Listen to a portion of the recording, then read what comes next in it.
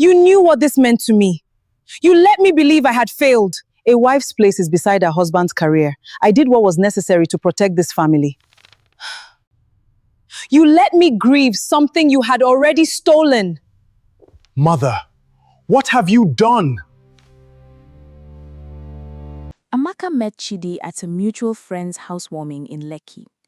Drawn first to his laugh, then to the quiet way he listened when she spoke about her dream of becoming an interior designer, nodding with genuine interest rather than the polite disinterest she had grown used to from men who found her ambition inconvenient. Chidi was an architect, still early in his career, but already respected for his eye and his patience with difficult clients. And within their first few conversations, Amaka recognized in him the same quiet determination she recognized in herself. They dated for a year before he proposed, and Amaka said yes without a single moment of hesitation, certain she had found a partner who would build a life alongside her rather than expecting her to build it around him instead. The first meeting with Chidi's mother, Mama Nkechi, told Amaka everything she would spend the next several years trying to unlearn about hope. Mama Nkechi received her in the family's Ikoyi sitting room with a smile so precisely calibrated it never once reached her eyes. Ask pointed questions about Amaka's family background within the first 10 minutes, and when she learned Amaka's father had spent 30 years as a mechanic rather than something Mama Nkechi considered appropriately professional, something in her expression closed like a door being quietly locked from the inside. Chidi has always had such potential, Mama Nkechi said that evening, not quite looking at Amaka as she said it.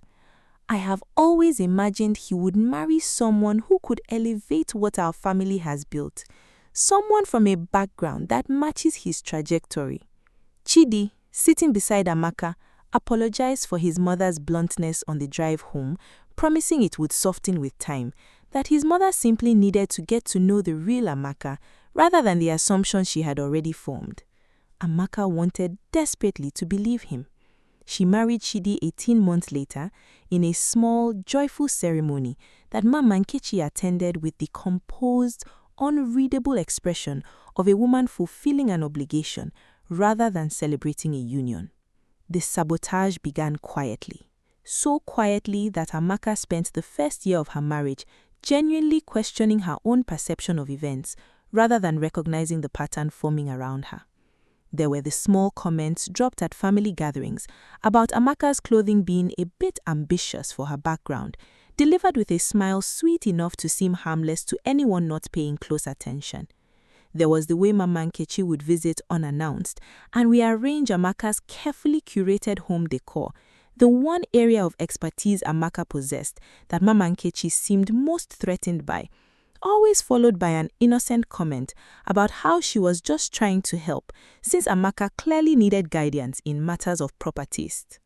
There was also the matter of Amaka's small catering side venture, something she had started quietly in her first year of marriage to build savings independent of Chidi's income.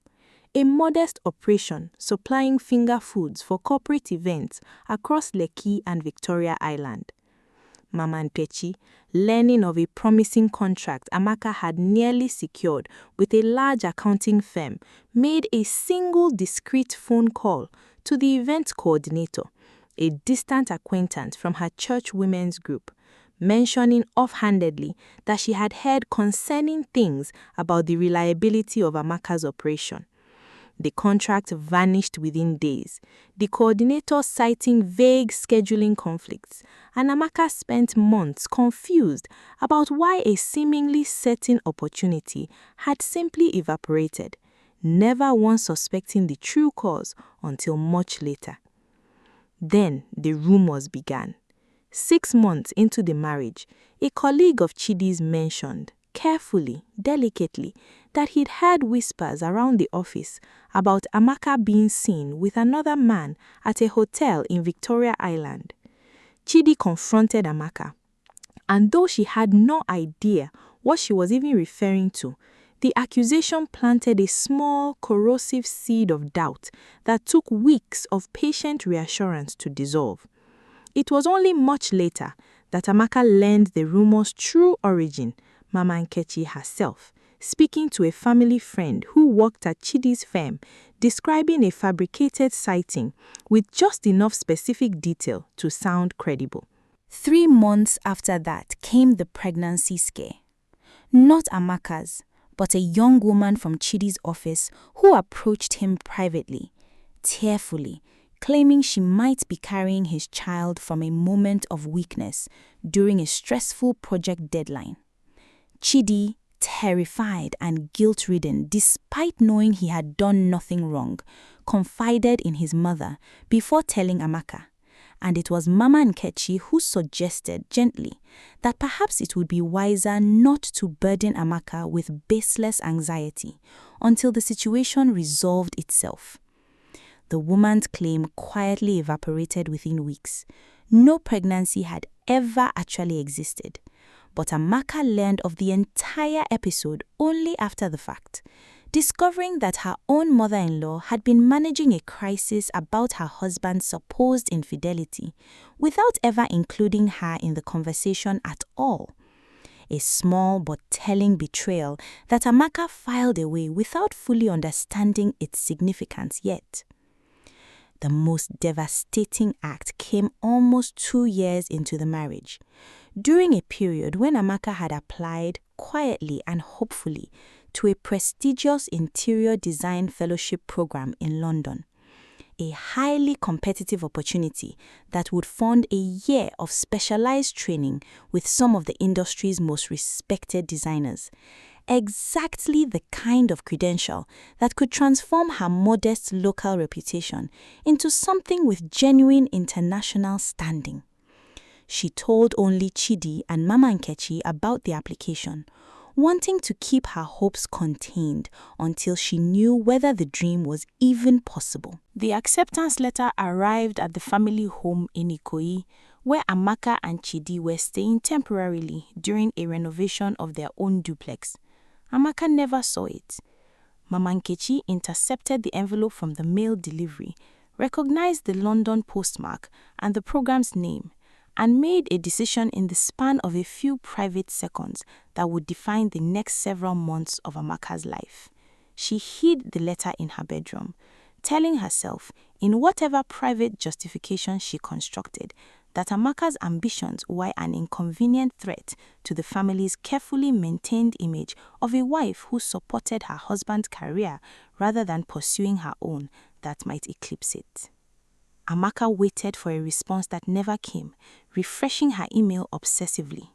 Eventually convincing herself she had simply not been selected, quietly grieving a dream she assumed had quietly died along with hundreds of other applicants' hopes. She did not know the acceptance deadline had passed 3 months earlier, the London program moving forward with a different candidate entirely, unaware the woman they had actually chosen never even received the news of her own success. The truth surfaced by accident, the way most devastating truths eventually do. Amaka was helping Mama Nkechi clean out a section of her bedroom before a planned renovation, sorting through old boxes at her mother-in-law's request when she found the envelope, unopened at first glance, then, on closer inspection, opened and carefully resealed, the London program's logo in the corner, the acceptance letter still folded neatly inside, dated nearly 4 months earlier, well within the time frame that would have allowed Amaka to claim her place in the program before the deadline swallowed it whole. Amaka sat on the floor of her mother-in-law's bedroom for a long time, reading the letter 3 times, her hands shaking with a fury so complete it felt almost peaceful in its clarity. Every small cruelty of the past 2 years suddenly arranged itself into a single coherent pattern. Not misunderstandings, not innocent interference, but a sustained, deliberate campaign to keep Amaka small enough to never threaten the family image Mama Nkechi had spent decades constructing. She confronted Mama Nkechi that same evening, the letter placed silently between them on the dining table where so many of Mama Nkechi's calculated comments had once been delivered with a smile. You knew what this meant to me, Amaka said, her voice steadier than she felt. You knew, and you let me believe I had failed. You let me grieve something you had already stolen. Mama Nkechi did not deny it. She sat with the same composed, unreadable expression she had worn at Amaka's wedding and said only, "A wife's place is beside her husband's career, not chasing her own ambitions across an ocean. I did what was necessary to protect this family." When Chidi arrived home and learned the full truth, not just the letter, but the rumor, the fabricated pregnancy scare, 2 years of his mother's quiet campaign finally laid bare in its entirety, something in him broke that had needed breaking for a very long time. He confronted his mother directly, for the first time in his life, refusing to soften the truth for her comfort, telling her that her interference had nearly destroyed the marriage she claimed to be protecting. Amaka and Chidi moved out of the family home within the month, relocating to Abuja for a fresh start, entirely removed from Mama Nkechi Hilich and influence. Amaka rebuilt her ambition from the wreckage of what had been stolen, taking on smaller design projects at first, then larger ones, her portfolio growing steadily through word of mouth and genuine talent that no longer had to compete against a saboteur working quietly in the background. She never regained that specific London fellowship, but 3 years later, she opened her own interior design firm in Abuja, and within another 2 years, her work began attracting exactly the kind of elite Lagos clientele Mama Nkechi had once insisted Amaka would never be sophisticated enough to serve. The very social circles Mama Nkechi had spent her life curating access to, now hiring Amaka directly, unaware or indifferent to the family history behind her name. Mama Nkechi's isolation grew in direct proportion to Amaka's success. Chidi limited contact with his mother to occasional, carefully supervised visits, protective now of the marriage he had once left vulnerable to her manipulation. Word of the London letter eventually spread through the extended family, despite Amaka's discretion, and Mama Nkechi found herself increasingly excluded from gatherings she once presided over, her reputation quietly tarnished among relatives who had always suspected her cruelty, but never had proof substantial enough to confront her with directly. It was nearly 4 years later that Mama Nkechi, now elderly and increasingly alone after a health scare, left her temporarily unable to manage her own household, reached out through Chidi's younger sister, asking humbly whether Amaka might be willing to visit. Amaka arrived at the Ikoyi house she had once been received into with such calculated coldness, finding Mama Nkechi diminished in ways that had nothing to do with age alone. The isolation had done what illness alone could not, hollowing out a woman who had once commanded every room she entered. "Amaka," Mama Nkechi said, her voice smaller than Amaka remembered it, "I have had a great deal of time to think lying here alone. I was wrong about the letter, about everything. I am asking for your forgiveness." Amaka studied her for a long moment, the years of quiet sabotage no longer feeling like an open wound, but rather a fact she had made peace with through her own hard-won success.